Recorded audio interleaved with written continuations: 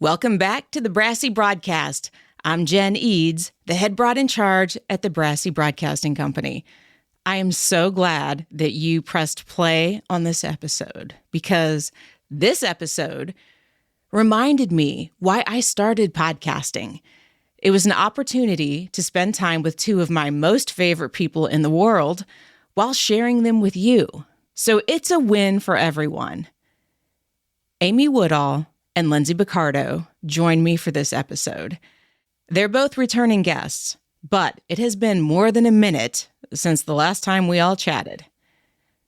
You know those people that always make you feel better when you've spent time in their presence? That's how I always feel after spending time with these two. They leave me in better shape than they found me, even when I'm already having a fantastic day. So I have a hunch that they're going to do the same thing for you. We are constantly told by the online business, and I'll use air quotes here, experts, that we need to niche down, narrow our focus. Amy and Lindsay are taking a more expansive approach to their podcasts and their work, and it's working for them. They share why they started their podcast and what keeps them coming back. And spoiler alert, it's not big sponsorships and massive download numbers. And I'm going to tell you right now, this episode is not at all just strictly about podcasting. You're going to get some good life wisdom dropped in throughout this episode. Now, I did intend to talk a lot about podcasting, but as it goes with these two, our conversation goes much deeper. We talk about alignment, mindfulness, authenticity, curiosity, incorporating playfulness into your work, and of course, how all of these things impact our podcast and how we show up everywhere. So let's get to it, friends. Here's Amy Woodall and Lindsay Boccardo. Amy Woodall and Lindsay Boccardo, welcome to the Brassy Broadcast. This is like a dream episode for me because I love you both. I'm inspired by the work that you do because you're creators, podcasters, speakers. You're my people. And with these podcasts that you've created, you're both going against kind of that traditional best practice of only being known for one thing. So I asked you to come on this podcast together. Number one, because I knew it'd be super fun and I really just kind of wanted to hang out with both of you at the same time. So maybe a little selfish on my part. But number two, because you're both making podcasts that are outside or at least maybe kind of on the fringes of what you've been known for professionally for years. So rather than read your official bios, I'm going to have you tell us about what work you've been known for doing professionally, and then tell us a little bit about your podcast. So Amy, you want to kick us off? Yeah. So, and thank you. I'm glad to be here too, and to just hang out with you lovely ladies on this Friday morning or whatever day you're listening to this podcast. It's timeless. It is timeless. Well, for the last decade or more, maybe it's been more. I don't know. This whole last few years is a time warp. So I have no idea how old I am or what year it is. But I have done sales training, sales leadership training, customer service training, leadership. It's not that far. It's not a far cry from what I'm doing on the podcast, to be honest. Mm-hmm. But the work that I've done led me to discover a passion and a need that I did not know was there prior to. And that led to my own, process of learning how to meditate and, being really passionate about mindfulness and learning how to own my shit. And then because when you are a teacher and you're a student by, proxy, I was kind of sharing the lessons that I was learning along the way, and Conscious Habit was born. So Conscious Habit, that company, is very similar to the work I've been doing, but the conversation has just shifted a little bit. Rather than teaching people how to operate and level up their performance externally, we're working on the inside stuff because we carry us with us everywhere we go. And so the Conscious Habit podcast then interviews, I say, leaders who give a damn or thought leaders who give a damn. And we have talked about everything from like best leadership practices of like basically how not to be, is this PG-13? Yeah. Yeah, just say what you're going to say. I am not going to. How not to be an asshole as a leader, like how to be a leader people love, how to create love in the workplace. And then everything from like, movement and God, we've had some really great people on. Emily Fletcher has talked about, how to manifest with your hoo-ha, and her words, not mine. I mean, so we've kind of had the run of the gamut, but all of it talking about living and leading more consciously. I love that. And it's a great podcast. So if you're listening and you have not subscribed to it yet, go subscribe to this podcast. You need it in your life. It's true. And Lindsay. Yes. Okay, so for my last decade, I've been known as a generational expert in the workplace. So basically, boomers would come to me and say, what is going on with these millennials? How do we motivate them? They don't care as much about how much money they make. They want to belong, and they want us to know about their dogs, vet bills. And I don't really want to be a part of all these parts of their life. And so this tension in the workplace between generations, a decade ago, it definitely was between boomers, Gen Xers, and millennials. Now we have the Gen Zs graduating college and coming to the workplace. It's a vibrant conversation. And ultimately, it's about your own self-awareness, your ability to perceive others, your ability to communicate clearly with others, and manage your own emotions and thoughts. And so it happens to come out with the generational conversation a lot. And in the DEI landscape, it's kind of the light-hearted version. It's still diversity, equity, inclusion, belonging, but I'm able to go into organizations and talk about it. It's a little less weighted than some of the other conversations because we all get older and experience ageism. And when we were young, we experienced ageism. So it's a different facet of the conversation. And I think it's a great inroad to help people understand their biases. So I love that work. I get to do it every day, every week at conferences, at inside of companies, doing trainings and coaching to help us kind of understand how and why we interact the way that we do. And then during the pandemic, me and my girlfriend at the time created a podcast called The Woods. And it was the story of, what happens when you leave the village you've always known and you go out into the woods, you break whatever the rules are, but you also have a lot of loss in that. You lose your community, you lose your connections, you lose your social safety. And we secretly, not a lot of people know this, but I'll reveal it here for my buddies. We get all the scoop here. You get the scoop. We recorded 8-episode package, it was like 2019. Not everybody even knew we were together. And we just sat on it.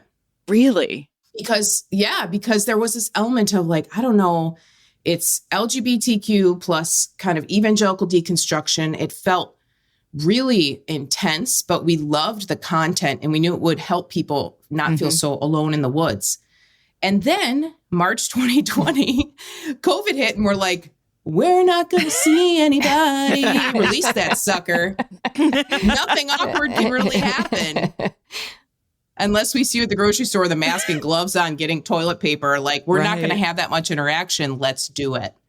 So we dropped that and watched to see how people would respond. And it really was, for us, it's not even adjacent to our typical work. You can imagine me talking about my personal life and my faith and my beliefs and my church experience. That's really on the outside, not anything close to what I do during the daytime. And yet it still comes back to your perception, your self-awareness, your belief about the world and about people. And so the underpinning, which I know Amy's so good at this too, there is a common thread, there is a common underpin with all of this work that I'm doing. But after we launched it, we got the responses that we did. That's a very niche audience, as you can imagine. And, do I think how did it impact my business? It's been an interesting, we can talk about that in a bit, but it's been an interesting couple chapters as we've released it and as this part of my identity has become a part of my brand. Do you think it's muddied this is for both of you, but Lindsay, go ahead. Do you think it's muddied anything, or do you think it's really just brought it's kind of expanded it and expanded the conversation that maybe people are willing to have with you because now they're more comfortable with it? Well, honestly, I think it's clarified for people who I am in their mind. And it has had some people say, now that I know this part of you, I'm not as comfortable working with you. And it's had other people say, oh, you're my people. You are really in the DEIB space. I got it. Like, you're one of us. You're not talking about it. You're experiencing insider outsider experiences all the time. And so I think ultimately, long tail, it will help people feel safe with me, and it will clarify what I'm on this earth to do. The short version is it did cause a little blippy blip in my business. And I think every time you clarify who you are and get more direct, people either come closer or they say, you know what, I'm going to kind of peel off and find another person to help me with this in my business. Yeah. That's okay. How about you, Amy? I think for sure. I mean, Lindsay's experience, I think it's not even, I don't even want to say brave because I feel like that undermines it, but like good on you for just being like, I'm going to be who I am. And you're either with me or you're not. That's right. And I think anytime that we step into being like, this is who I am, and I'm just going to be loud and proud about it, whomever that might be, then we do create more like segregation in a way. But to me, I would rather make other people uncomfortable than me be uncomfortable to keep them safe, you know? So I believe that to be true too. When you're talking about topics like, thankfully, mindfulness and consciousness is definitely more widely adopted than it was before. Prior to 2020, I felt like I constantly had to tell people like, listen, this is not sitting on a mountaintop with your legs crossed, holding crystals in your underwear. And like you had to kind of take the scariness out of it. And so I feel like it's becoming a bit more mainstream, but there are definitely taboo subjects that I talk about, and you can just see people lean out. And then I know, okay, I mean, fine. I don't need to change what I'm passionate about in order to make you like me or stay safe. I don't need to change who I am or what I feel to be true in order to be accepted by you because I'm stuck with me. So I better like me. And I think, yeah, anytime you're on a stage or have a microphone, you run the risk of there are going to be naysayers. So be it. Mm-hmm. What do you feel like? So as business owners, and you both know, making a podcast is a huge investment of time, and it can be a huge investment of money if you're outsourcing some of the production stuff and the marketing pieces. What made you want to start this podcast, Lindsay? Well, we were doing it as a form of self-expression. That was the plan. We had no like, we're going to get sponsors for, women's gay deodorant. They're going to jump on, and the flannels at LLB, they'll jump in. And it was not a business strategy. It was like when an artist is like, I'm going to go paint this mural. And people are like, well, who's paying you? How are you doing it? They're like, I'm just doing the thing. I don't have it was a form of self-expression. It was an exercise of connection, clarity for Lauren and I, and how to communicate our message. And we also knew at the time, and this is still unfortunately true, is, coming out is a near-death experience for many, especially if you were in the church. Mm-hmm. A lot of us walk to the edge, the very fringe of our life, wonder if it's even worth going through all of this. And so for us, it was this, we're doing this because if one person listens and says, maybe I can get through this, maybe I can be okay, it's worth it. And so there really was no business strategy. It was a heart opening up moment of just like, let's see what happens when we share this with the world. And so it really, there was no plan outside of that. It was just this thing that we did. I love that. What have you seen come back to you as a result of putting this podcast out there? Oh man. The subject, especially, we're here in the Midwest, it can be divisive. And so what I've seen come back to me is both other people's clarity of, I really don't want to hear about this from you. I just wanted you to get up and talk about millennials at work and Gen Zs. And I've had especially those in the DEIB space say, come closer. I trust you now in a different way. Come closer. Like, let's talk about these topics. You're not living on the peripheral of them. You experience this every day. And so that has been, I've had relationships get closer, where business relationships where there's a lot of opportunity and connection there and safety. And then I've had people just kind of write me weird emails. Right. Those are fun, aren't they? Bless their heart. That's right. Really strange. Bless their heart. What about you, Amy? Well, first off, I just want to say that anybody who makes someone else that responsible for their happiness, you got some damn inside work to do. Because if someone living their life happily pisses you off, it ain't about them, sweetheart. Mm-hmm. Like, news alert, it was never about them. So anyhow, man, people are just fascinating. Aren't humans fascinating? Oh, you can say that. I love humans. And I just think it's really like, I've had a different seat in the auditorium. It's like I used to sit in the orchestra section and watch the play. And I'm like, oh, these humans are so funny. And then I got on stage and one of the humans like punched me in the face. I'm like, these humans are kind of mean sometimes. It's like I've shifted. I'm now not watching them. I'm engaging with them in a different way. So yeah, it's interesting. I do believe we are good down to our core. And I also believe that we are afraid of things we don't need to be afraid of. And I'm bumping up against people's fear. That's a whole other, like, I'm sure, podcast in and of itself and series. And yes, our fears that we project on other people are just a reflection of what is missing within us. And if we could learn our wholeness, then we could just have love and respect for all people. Anyhow, there's work to do. So my podcast was, the reason I started is not the reason I continue it. Ooh. And I think, I don't know if that's true for a lot of people with podcasts, but I did it a little bit because I felt like it was the right next step. Like, oh, I've talked about doing this for forever. People keep asking me, when are you going to start a podcast? When are you going to start a podcast? Jen being one of them. But I might have been, yes. But she wasn't the only one. So it kind of felt like, okay, I think this is the right next thing. And it was a big, scary check, which meant this, conscious habit, this business I was kind of dabbling in. I felt like if I write a big, scary check, then I'm going to be more serious about it. So mine was because I think I should, because I think it's going to make me be more all in on my business.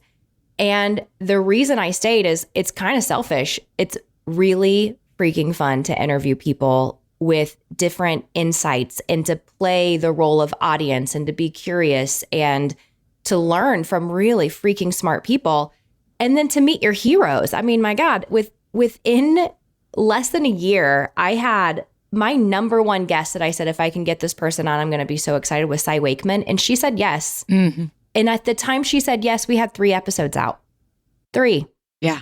And so to then get to interview her, and I was like, oh my gosh, that's what kept me going, is I get to continue to meet really cool people. I'm going to learn from them. I'm growing my network. I'm growing my brand. People are saying, I loved this episode. So it's a chance to be a messenger and kind of, provide and give feedback to people with the content that they need. So yeah, that's kind of what's kept me going, but sure as hell not why I started. I didn't know I would get all that. I love hearing that. Lindsay, what keeps you going with yours? Because I know that you're doing seasons. I do see, we do bursts, because it has to work with both of our calendars, Lauren's calendar, mine, and our families. So we do like these creative like mountaintops where we try to get all 8 recorded within a 2-month period. And then we release it all at once too, because we learn from our listeners that they just want to binge them. They just want to play through them and feel like they're in a conversation with us while they're walking the dog or cleaning the house or whatever. And so what keeps us going is the ongoing experiences we have and the ongoing stories that we learn from other LGBTQ folks, and how important it is to just keep a voice out there. And so we don't really have, like, our plan is to record the next season this fall and to have the space to do that. But given the content of the material and what it takes from us to generate it, it's kind of like journal entries meets deep conversations. It's not, I do have another podcast that is going out and finding my heroes and interviewing them, which is so freaking fun. This is really more of like, let's go into the cave. Let's really listen to each other, listen to what we've experienced this last year, and continue to talk about it. Similar to like what I just shared. What happens when I get an email from a client who basically says, this is inappropriate. This isn't something I want to hear from you. I love your speech, but I don't love this. I love when you talk about generations, but not this. I'm not the only one that has that happen. That happens to business owners every day who are in the LGBTQ community. And so what fuels me is further representation and further storytelling beyond, oh, I came out, I did it. I'm rebuilding my community. There's more stories to be told. And sometimes we kind of get stuck in almost like I crossed over. Ta-da, that's the end of the story. There's so much more to share. Yeah. And that's what keeps us going. And there is our audience as well, the requests that they have, the things that they want us to talk about. It's exciting to us to create that space, but it's really playful and fun. And the piece that's tough, Jen, and I know you get this, is like without a business strategy and with the content coming from the two of us, that puts a lot of resource pressure on us to create. Yeah. Where my other podcast, The Porch, which is interviewing my heroes, there is like a natural flywheel that happens there. That's exciting. I'm bringing in somebody who was bringing their own content. I'm not generating it. Right. And so that's a big shift when you're thinking about creating a podcast. Where would your content come from? And interviewing others is really fun and just a different experience. Amy, what does that creative and production process look like for you? Well, it's outsourced. The majority of it is, if it were on me, can I tell you, I would be the statistic. What is the average podcast puts out 7 episodes and then they're kind of done? And it's because, yeah, if they even get that far, it's a heavy lift. And I am far more like I just want to show up and be present and see what comes through. So for me, and this is true on stage too, I prepare like just enough to be dangerous. And then I'm like, okay, great. I have my notes here, but I just need to be fully present with this human and listen and lean in. And again, like be just as curious as the audience is going to be. So I feel like the creative process happens in the interview itself. Or even we started doing meditate on this episodes. And they're just like these 5-minute little mini-sodes where I'm sharing just content that I would share with clients I coach or train or from the stage or whatever. And it's kind of the same. I will literally meditate and be like, what is the content to share this time?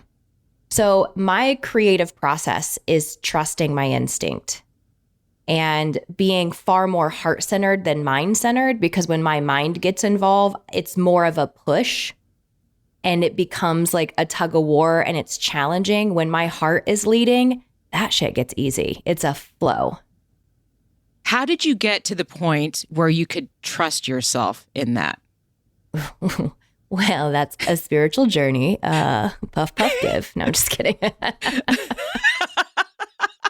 I think that's a whole life lesson in itself. How do we learn how to just trust that we have what it takes to be good, that we have the information, we've done the work, like that is a journey in itself. And it wasn't in the podcast. That definitely happened prior to the podcast. It has been my own journey of self-acceptance and self-love. And it's awareness, developing a deep sense of awareness, learning how to radically own my shit, knowing when my ego is leading versus my highest self, and building a really solid relationship with that highest self version and trusting that above all else. And like, that's been the journey to this. It wasn't necessarily like I did this episode and I need to learn to trust myself on the next one.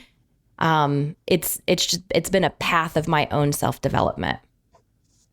So Lindsay, for you, I know as a drummer, you've been on stage for I don't know, maybe we're getting near the majority of your life at this point. More. Yeah. Over 50% of my life. Yep. So how did that impact your ability to, prepare podcast episodes and even in your speaking gigs too? Yeah, that's such an interesting question because I think that intuition, the knowledge, that kind of center point where I know that like, this is going to be okay, this is going to work, took a lot of at-bats, took a lot of time and testing. And you can start to predict, how people will respond to different things I share. And sometimes I get it totally wrong, but the experience, the time, and certainly inner exploration, the closer I get to who I truly am, to full alignment when I'm on stage, the more powerful and impactful those experiences are. So, and I think it's the same thing with a podcast. Like even before we met this morning, y'all, I did my entire vocal warm up. I did everything I would normally do not because I'm like, you're gonna ask me to sing a song, but because this ritual, this pattern wakes my brain up to get me ready to perform at the level that I want to perform at. But I think when the 20 year journey now, I'm 38. So I've been on stages for 20 years. There was kind of phases of first when you get in front of people or even a podcast or a camera, I think fear comes up. It's natural if a bunch of human eyeballs, humans are predators, they're all staring at you. It's a natural experience to think, I feel a little threatened right now. And to kind of move through that first level of fear, then to move through, I am not trying to impress you. I'm trying to serve you. I'm trying to give information that I know will be helpful. And then working through my own personal journey of why am I really doing this? Let me be really honest about how much of this is my ego and I need the claps to feel like I have self-worth. How much of this is in service to others. I think our podcast, The Woods, is very much in service to others. There's deep heart alignment there. And just continuing to be intellectually and emotionally honest with myself as I grow, that has helped me kind of tap into my intuition more, tap into my creativity more. But it's been a 20-year process. I don't think you really can. I would love to hear Amy's journey because I don't think anyone, even if you want to be like the top salesperson, you even knew there's a long inner journey. It's not about impressing somebody and saying the right things. It's about, do you know how to build trust between two people because you know yourself and you're self-aware. But I think that I'd be interested to hear Amy's version of that because it doesn't come overnight. It's earned. This level of influence and self-awareness is earned. Mm-hmm. I think I think confidence in general is like competence meets radical self-acceptance. Like that's what I think confidence ultimately is. And people often think that once I have the confidence, I'll have it. I just need more information. But then you get all of the information and you still feel like a fraud and like, who am I? And that's a reflection of, I've got some radical self-acceptance to do. And it's still a journey for me. It's not like I've gotten all of this and now it's just everything's perfect, but you have better tools to recognize it faster and readjust as well. And so, I mean, that journey has been building the knowledge base and the practice and screwing it up and feeling embarrassed and then getting feedback and doing it again. And like, that is the journey of the professional life. It's a roller coaster. And then on that path of learning how to like me, I think I'll always be on that journey. But it's my personal practice of meditation has created space within for me to have this awareness. And that awareness has led me to be more aware of my thinking. And noticing my thinking has allowed me to be more aware of my patterns. And my patterns have allowed me to be more curious about where did they come from and what do I hinge my worthiness on? Like, do I believe I'm only worthy if? And that then becomes my ego speak. And then, when that comes up, then, how do I get to the heart of it? And so it's been this journey of learning how to recognize and process and make shifts. And I hope I'm always collecting new tools to do that, because I think as we grow as humans and as we grow into ourselves, we always need to keep adding to our arsenal. I love all of that. So now the big question is, what's coming next? What creative projects are you working on? What is lighting up your soul on fire right now? Amy. Oh, damn. I thought I was going to go Lindsay. I was like, I can't wait to hear what's going on for Lindsay. So I have been working on a book, and it's like scary to even say that out there because it's been something I've carried along with me for a long time, but have not made a reality. And I've taken the steps to make it a reality. So the book is happening. That's exciting. And more retreats. I mean, I have to tell you, like, these retreats that I get to do with Des, who's one of my dearest friends, just that is the deepest, most healing work that we get to bring to the world. And it's healing for me and her, and it's healing for everybody who attends. And so, those are some of the big things coming. Tell us a little more about those retreats. And then I will also put a link in the show notes. Thank you. They're called the High Vibe Tribe Retreats, and they have been women's retreats we've done all around the world: Costa Rica, Tulum, Sedona. We're hitting up this really incredible retreat center called Shinalani in Mexico next year. We're planning Bali for year 5. Wow. They are opportunities for really like non-yogis. Like, most of the people who join us aren't doing like yoga every single day, and some of them are like, I've meditated, or sometimes never. Like, it's all over the board. But it's women who have lost themselves in all of their roles because they've been the wife, the partner, the executive, the mom, the friend, the fill in the blank, that they're like, who am I? And so they allow space for deep healing, deep connection, deep, just peace that we get to do on these retreats. And we've recently opened it up to include the men, but in a virtual setting. So we're doing the High Vibe Tribe virtual retreat in November, and anybody can attend. We only have one rule for our retreats, and that is no assholes.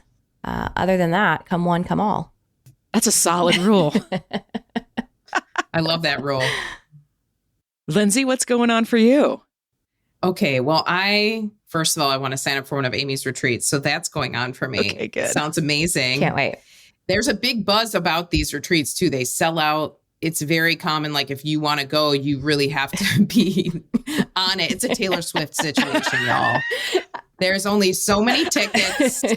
We can only take so many non-assholes. So pay attention. 12-year-old girls are crying, outside. It's They're trying to get merch at Amy's retreat. It's a mess. But they do have a big buzz around them. And so check out, you got to see, even look at the pictures of where she goes. They're unbelievable. I think when I think about as a new stepmom and the responsibility that's on me, and then as a woman business owner, y'all, isn't it just hard to stop and give yourself a little breathing room? I have to go to Tulum with Amy to just give myself a beat and to connect with others. And so, yeah, that's first on my list. Sign up for one of those. Second on my list is I'm really excited to be exploring different types of performance art. And there are so many different types of performances that we always go to see. Like, there's categories, right? You're going to see a band play. Jen and I are in a band. Not to brag, but people love us. We're the opening band. We are the first band on stage. That means we just bring people in. We set the tone. I love it. We set the tone. We warm up the crowd. That's exactly right. And we are in heaven when we're doing that. There's a blissful experience that happens when you're with people you love, making music, everybody's singing and dancing along too. So you've got performance art when you think of musicians. Then you have stand-up comedians that you go to get a laugh, to kind of escape for a minute, kind of laugh at yourself, Then you have psychics who are predicting your future, or there's something you're looking for. There's a deeper truth or self-awareness that you're seeking when you go to them. I could go on and on, all the different performance arts that I'm studying, and I want to create an amalgam of them that you would never expect. Ooh, is this you doing it, or is this you bringing it together with various people? Because you're good at everything. And you just have. I'm going to hit a drum while predicting your future. I think if anybody could do it, it's you. If anybody could be like, I'm going to do this and people are going to be mesmerized and be like. And then you're going to open for Taylor Swift. I want more. That's right. I'll bring my PowerPoint. Taylor's going to love a good PowerPoint. I'm sure it'll work on her screens. I don't know yet, Amy. That's what I'm figuring out. Is how could I bring people in? What would that look like? What could I do? Usually in the space that I live in, if you have a message, you probably need one or two ways that you can deliver it based on the budget of the event, based on a couple factors. So that's what I'm exploring. I'm giving myself the freedom to explore this, and it's really fun. And so many ideas come to me. It's almost overwhelming in the best way. So there's a well of inspiration here for me. There's a well of playfulness that I'm exploring and spending time with, and we'll see what comes out. I have no idea. I'm so curious. I mean, just that playfulness piece of it, like, kudos to you, because I am too damn serious most of the time. Like, I'm a smart ass. Yes, absolutely. I've got that going for me, but serious in that, like, I have forgotten how to play. And so first of all, you have the best energy anyways, right, Jen? Like, I can only imagine the energy you two bring of just like, I feel like I need more like coffee and more meditation to be like, I need Lindsay's energy. I don't know. I love it. She's like Animal from the Muppets. I have the hair. But has it sort of like inspired additional creativity for you? Like that being able to lean in and just be curious about play? Oh my gosh, 100%. I used to feel like if I am a corporate speaker, I do have to have a PowerPoint, a laser pointer, and deliverables, and I need you to take me and a blazer from J. Crew. But here's what I've learned. We all just want an excuse to have fun and play. I put this post up on LinkedIn last week about like some of your favorite childhood games and memories. It blew up. And I thought, and everybody was saying, I wish I could get back to that. Oh, what happened to the teeter-totters? What happened to Ghost in the Graveyard? And I have also learned that we learn best when we are playing. We actually learn better. Our brain is more open to receive when we're laughing, when we're playing, versus, listen up, there's nothing wrong with Gen Zs. Here's the 3 things you don't understand. If you don't listen, you're closed-minded. Like, how can we make that light? And so definitely, I've had to own my silliness and my playfulness, because every time I would do one of those values assessment, because I'm a coach, right? So I like test myself. I do these values assessment and fun always hit number 1. And I used to be embarrassed about that. Like, no one's ever going to take me seriously. All I want to do is play and goof around and play games with my buddies. But it's so much deeper than that. It's the way that I want to deliver truth is through playfulness and lightheartedness. Everything doesn't have to be. I've learned the human psyche. When you come in the front door with a message, you're kind of freaked out. But if you sneak in the back door laughing and carrying a tray of cookies, welcome to my kitchen, baby. Great. Come on in and sit down. So that's the type of environment, trying to get past the intensity and the seriousness of some of the subjects that I talk about through laughter. And it's been fun. It's really lit me up. Yeah. I found that too with the speaking stuff that I'm doing, which I started playing songs because I could write a song better than I could try to put a PowerPoint together. Brilliant. Yeah.